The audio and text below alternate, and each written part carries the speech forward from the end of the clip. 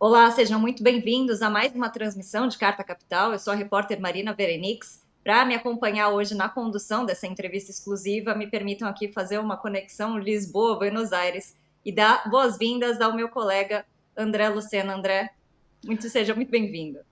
Olá, Marina, muito obrigado. Mando um abraço para você daqui de Buenos Aires e eu espero que a gente tenha uma discussão qualificada sobre um tema que é complexo e extremamente importante no mundo de hoje. Bom, se você está assistindo esse vídeo e ainda não segue os canais de Carta Capital, por favor, faça agora também, deixe a sua curtida, que é muito importante para mostrar para os algoritmos do YouTube que o nosso canal é relevante e entregar para mais pessoas. Bom, essa bancada aqui é formada por dois advogados, jornalistas e agora imigrantes também, para a gente discutir um dos temas mais delicados dos últimos meses, que é a ofensiva de Israel à faixa de Gaza, após os atentados provocados pelo grupo extremista Hamas no dia 7 de outubro, que causou a morte direta e indireta de ao menos 1.200 pessoas naquele dia. O contra-ataque israelense veio com a intenção, aqui nas palavras do próprio primeiro-ministro de Israel, Benjamin Netanyahu, de exterminar o Hamas. No entanto, o que se viu no escalar das ações militares israelenses foram inúmeras mortes de civis, principalmente de mulheres e crianças palestinas, moradoras da faixa de Gaza.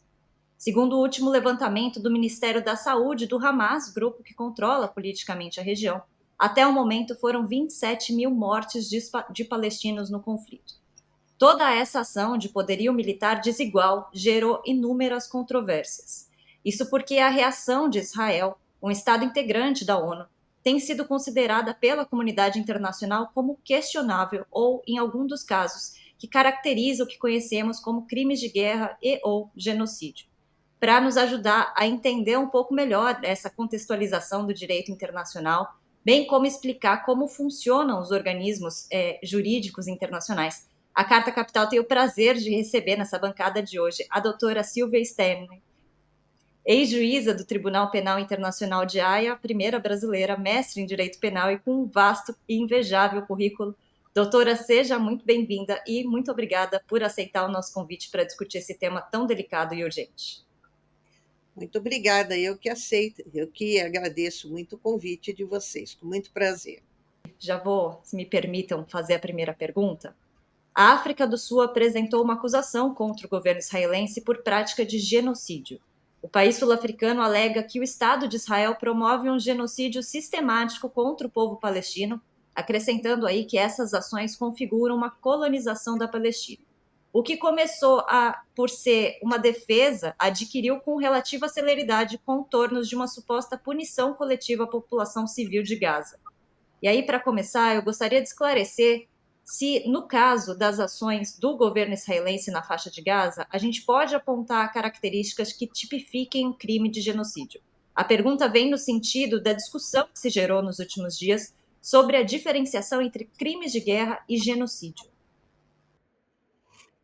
Bom, eu acho que a discussão ela é procedente na medida em que vozes respeitáveis defendem a ideia da existência de indícios de genocídio e vozes também respeitáveis afirmam que não. Eu, no começo do conflito, eu estava entre aqueles que diziam que estava muito bem configurada a existência de crimes de guerra, na medida em que ataques contra a população civil, contra alvos civis, contra bens civis, ataques contra escolas, hospitais, em qualquer situação de conflito armado, representam crimes de guerra.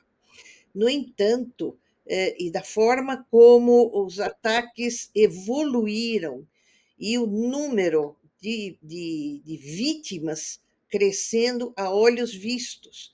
Isto tudo somado a uma série de declarações feitas não só pelo ministro, mas também por altas autoridades do Estado de Israel, me levam a crer, essa é minha opinião pessoal, que sim, estão sendo cometidos crimes de guerra, mas há uma intenção genocida por trás destes atos que configuram crimes de guerra, na medida em que tem sido publicamente pregada a eliminação da Palestina, a impossibilidade de convivência do Estado de Israel com um Estado palestino, e a forma como têm sido procedidos os ataques, quer dizer, da medida em que a população palestina acaba sendo encurralada numa região da faixa de Gaza e de lá não terá saída. Então, na verdade, são alvos que não têm escapatória, não tem para onde ir, na medida em que Israel tem os bloqueios por terra, por céu e por mar. Então, eu acho que sim, que há fundamentos, não há ainda provas que permitam afirmar sim, existe o crime de genocídio, mas os indícios, sim, já existem esses indícios. Muitos desses eventos estão baseados em fatos concretos, né? O deslocamento forçado de civis na região, ataques, por exemplo, às unidades de saúde e de educação, como foi citado pela senhora também, e o cerco assim da região que impediu, de uma forma geral, até a entrada de alimentos, de remédio, água, etc. Queria saber se é possível ter, ao mesmo tempo, um crime de guerra e genocídio, e qual é o limite que separaria um do outro? Como é que isso coexistiria? Bom, é muito comum em situações de conflito armado ocorrer concomitantemente atos de genocídio.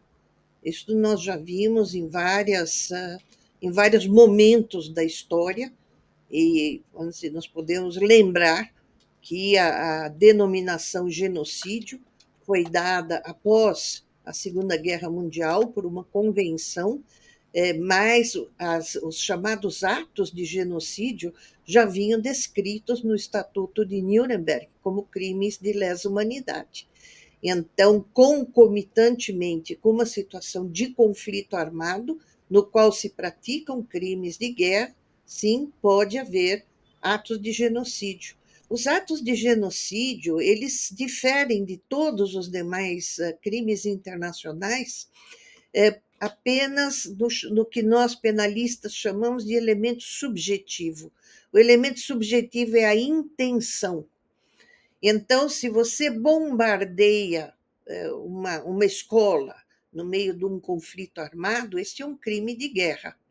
Agora, uma sucessão de bombardeios a escolas, a hospitais, a residências, a universidades, somado com outros elementos, como, por exemplo, os discursos de que se quer acabar com uma população, isto é o elemento intencional especial que só o crime de genocídio tem. Doutora, falando especificamente aí desse dolo especial, desse duplo dolo que a gente fala nos casos de genocídio, a gente tem uma questão dos planos de deslocamento forçados, que não são os deslocamentos forçados por conta dos conflitos em que a população acaba sendo retirada daquela região por conta do risco.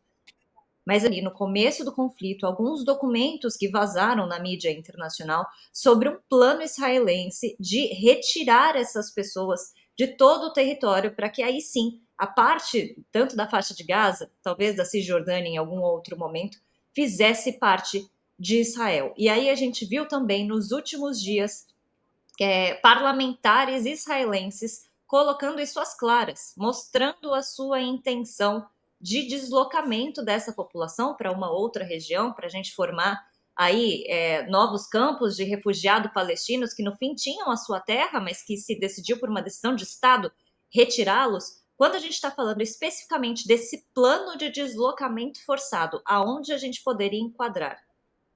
Então, por exemplo, na petição apresentada pela África do Sul, que aliás uma petição muito bem fundamentada, vamos dizer, há diversos trechos com as referências necessárias de discursos que foram feitos, desde Netanyahu, o ministro da Defesa, o ministro da Justiça, o ministro disso, o ministro daquilo, o comandante em chefe das Forças Armadas, deputados, no sentido de que a intenção é realmente a de tirar os palestinos do território por eles ocupados. Isto eu creio que é com base neste tipo de indícios que a Corte Internacional de Justiça aceitou a denúncia da África do Sul, pelo menos num juízo liminar, preliminar, como nós dizemos, para tomar medidas provisionais. Então, se não teria sido rejeitada liminarmente. Então, eu acho que esse deslocamento forçado, que não é de uma pequena parte da população, é da população como um todo, e de um território como um todo, eu acho um forte indício desta intenção genocidária. Eu, particularmente, entendo desta forma. Eu lembro, por exemplo, no caso de Darfur, no Sudão, uma situação similar, não idêntica, mas similar, em que, por ordem do governo, tropas oficiais, juntamente com milícias, passaram a expulsar as populações de Darfur, que eram os Zagawas e Mazalites, e houve o deslocamento de 2 milhões, no mínimo 2 milhões de pessoas para o território do Tchad. Este caso foi levado ao Tribunal Penal Internacional pelo Conselho de Segurança das Nações Unidas. E, no primeiro momento, a turma, a chamada Câmara Preliminar, entendeu que, quando a intenção é só tirar aquela população da terra, do lugar que eles habitam, para que possa explorar petróleo, o que for, que isto seria crime contra a humanidade e não o genocídio. Mas esta decisão da Câmara Preliminar, ela foi reformada pela Câmara de Apelações, dizendo que, num momento de exame preliminar, não há necessidade de uma prova contundente deste dolo especial, basta haver indícios. Esta prova contundente, se a intenção era acabar com os Zagawas e Mazalites, ou se a intenção era só tirá-los do território, era matéria para ser examinada no curso de uma ação penal. Então, aqui me parece que a situação é bastante semelhante. Nós não temos vamos dizer, aqueles atos de genocídio como foram cometidos em Ruanda, que também, vamos dizer, eram alardeados pelo rádio a intenção de se eliminar os Tutsis, então estava aí muito mais fácil provar a intenção genocida. Mas, por outro lado, esse deslocamento forçado, praticamente de toda uma população, pode sim significar a intenção de dizimar-se essa população. Essa população não tem para onde ir. Então, vai jogar no mar? Vai fazer o quê?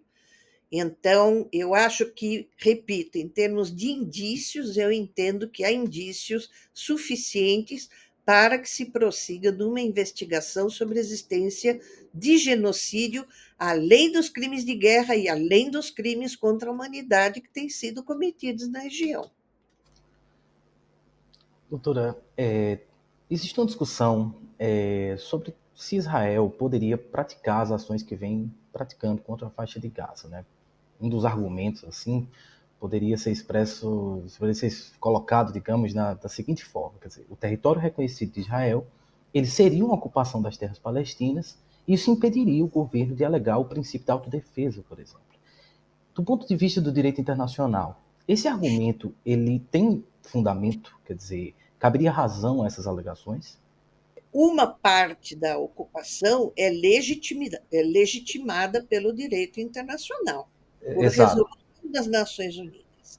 perfeito. Israel ilegalmente ampliou a sua ocupação, principalmente a partir de 67, para outras áreas que não estavam autorizadas pelas Nações Unidas. Então, essa ocupação é ilegal.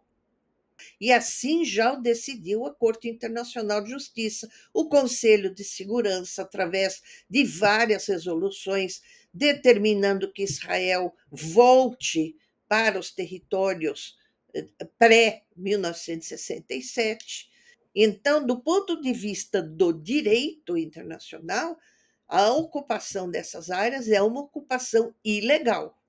Agora, ainda que a ocupação seja ilegal, não autoriza que, vamos dizer, grupos armados, seja a Hamas, seja qualquer outro grupo armado, ataque essa população. Essa população tem direito de se defender.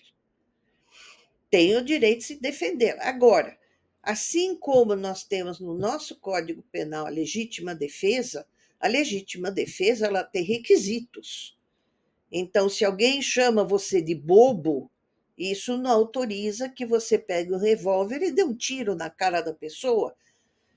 É o que se chama a proporcionalidade, a adequação, vamos dizer, dos recursos utilizados para a legítima defesa. E no plano internacional não é diferente. Então, o fato de grupos armados, sejam chamados de terroristas ou não, quaisquer grupos armados, atacarem populações, vamos dizer, sim, dá o direito à legítima defesa. Agora, a legítima defesa dentro dos parâmetros permitidos pelo direito internacional, e não a dizimação de uma população. E com essa dizimação, o propósito declarado de expansão ainda maior do próprio território. Muito se fala em que não se condena os ataques do Hamas, e isso não é o que a gente está discutindo agora, né?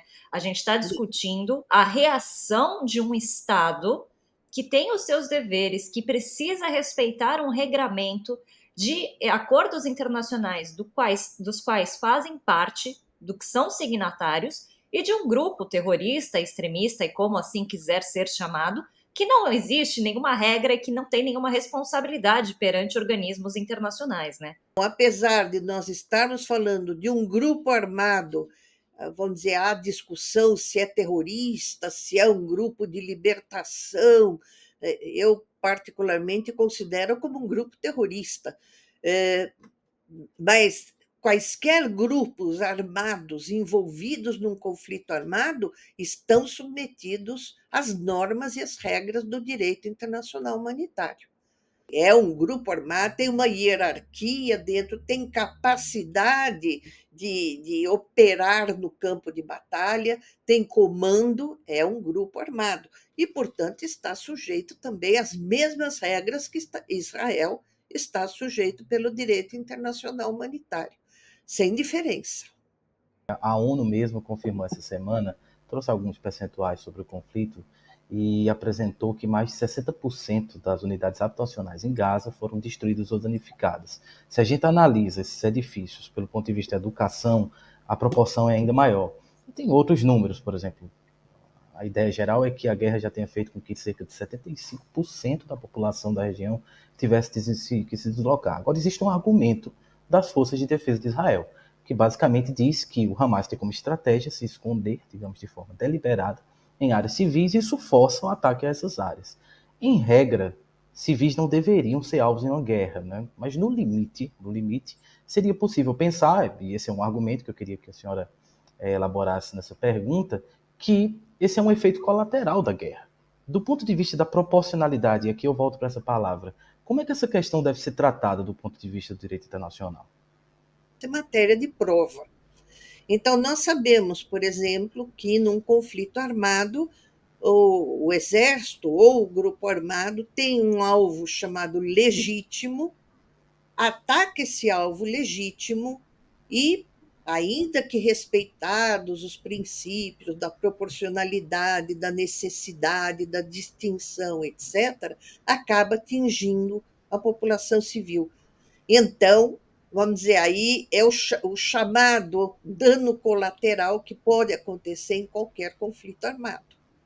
Agora, se nós verificarmos que praticamente, como você menciona aí, eu não conheço as estatísticas, mas 50%, 60%, 70% dos edifícios civis dedicados à saúde, à religião, à educação foram destruídos, ao pretexto de que abrigavam terroristas do Hamas, aí nós entramos num outro aspecto, que o direito internacional humanitário também diz que, quando houver dúvida sobre a presença de civis num determinado alvo, digamos, alvo entre aspas, esse alvo não pode ser atacado.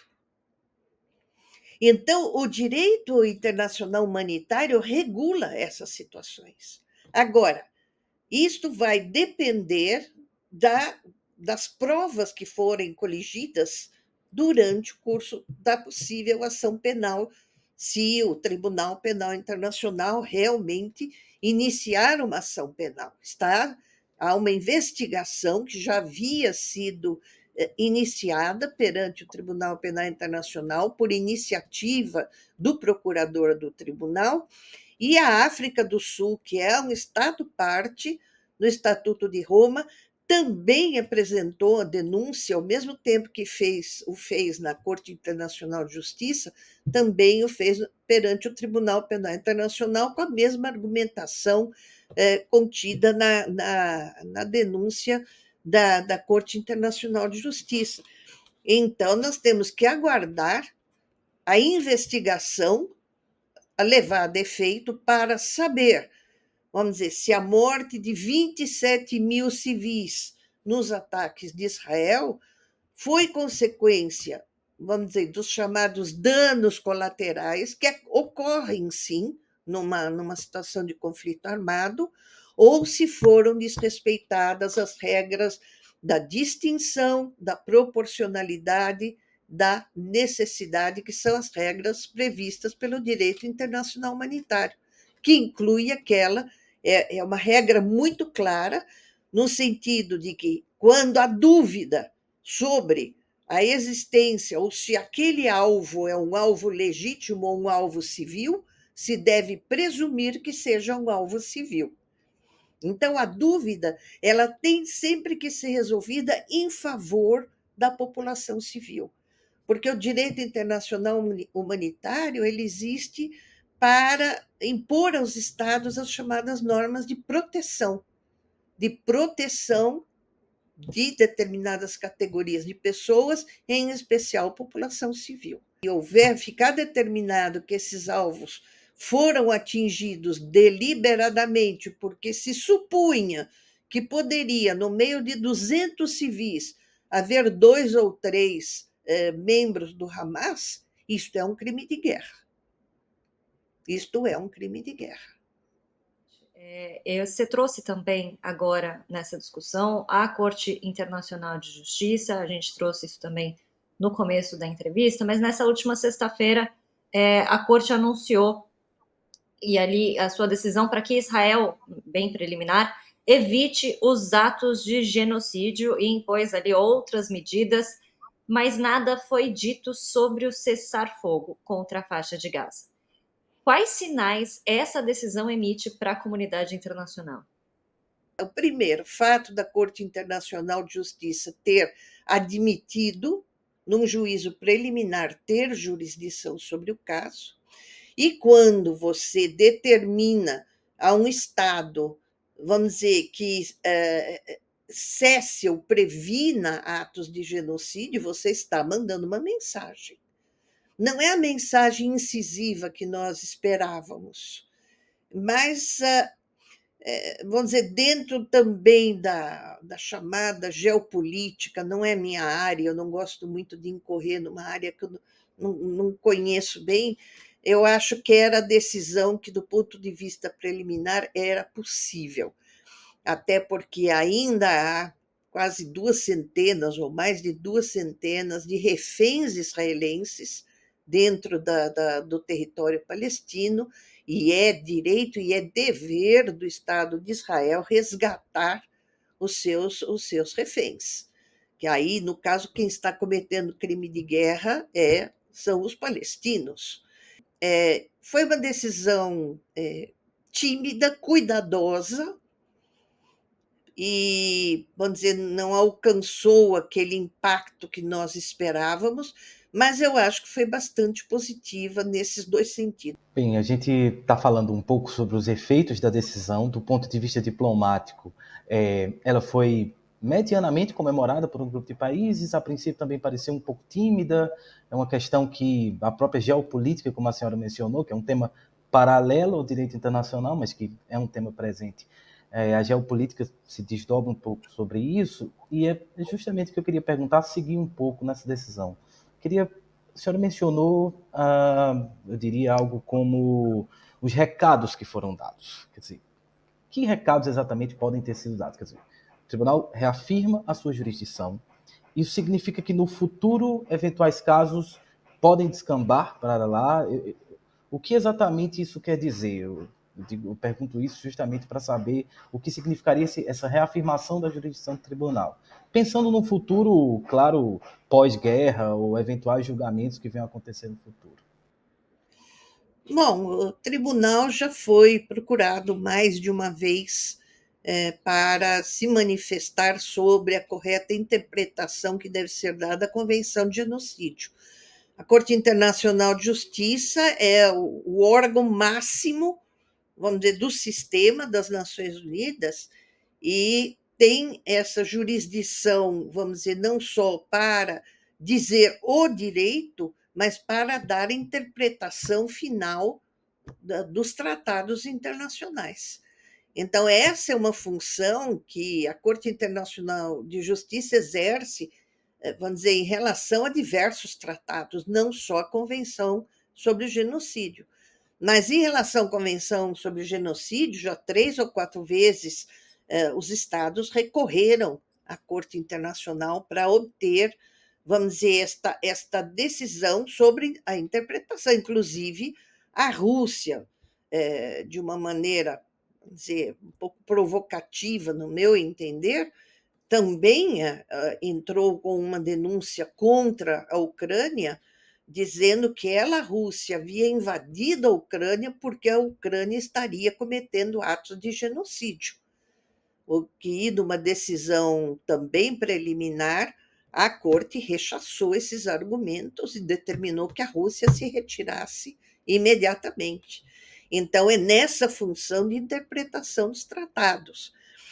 Nós temos agora, atualmente e lamentavelmente, ao redor do mundo, várias situações que, em tese, podem se configurar como atos de genocídio. Então, nós temos que ficar sempre atentos e recorrer, como fez a África do Sul, a Corte Internacional de Justiça, na medida em que uma decisão liminar da Corte, uma medida provisional concedida pela Corte, ela tem um peso muito grande. Nós temos aí, vamos dizer, o outro lado da questão, que é a dificuldade que uma corte tem de executar suas próprias decisões. Então, fica na dependência, por exemplo, do Conselho de Segurança.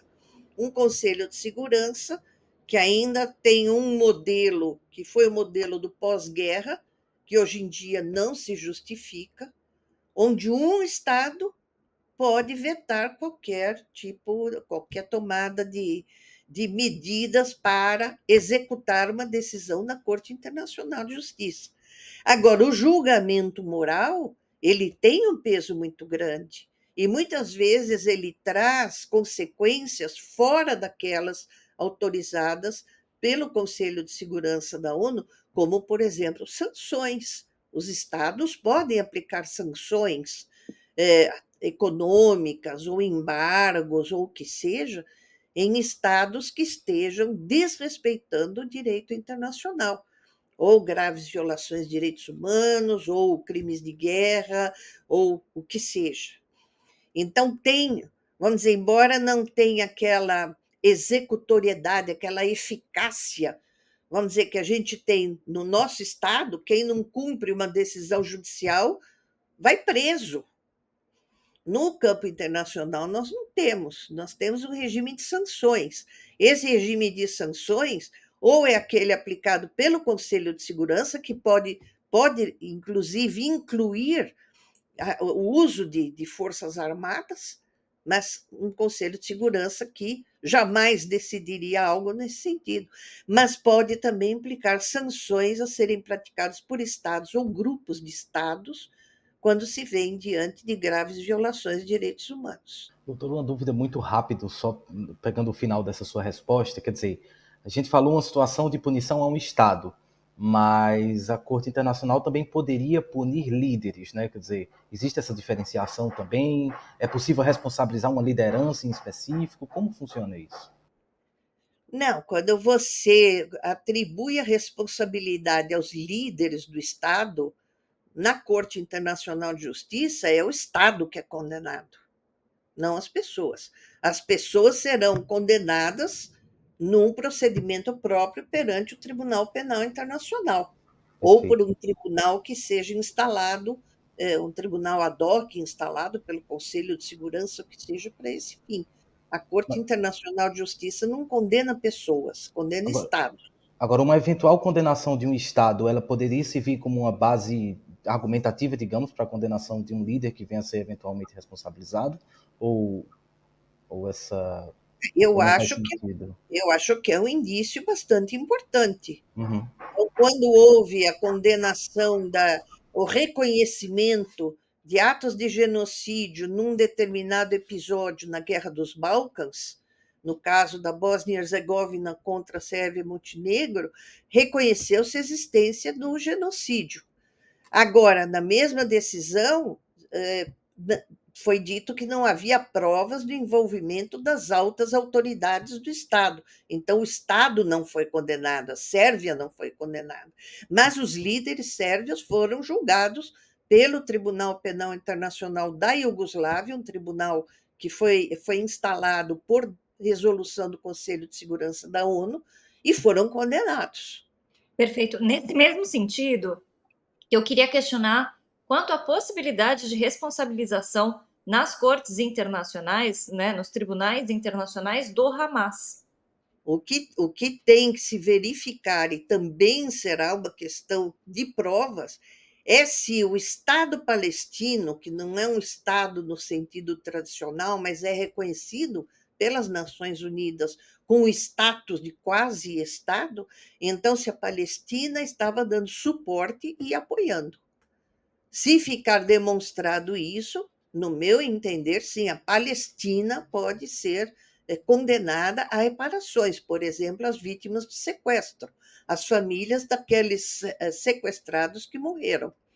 Bom, conversamos aqui com a doutora Silvia Steiner, ex-juíza do Tribunal Penal Internacional de Haia, para discutir aí uma possível existência de crimes de Israel no conflito com o Hamas, que já se estende há mais de meses, deixando até o momento quase 30 mil mortos. Doutora, muito obrigada por ter aceitado o nosso convite. Portas de Carta Capital sempre abertas para a senhora. Muito obrigada, mais uma vez agradeço pelo convite e foi um prazer participar dessa conversa.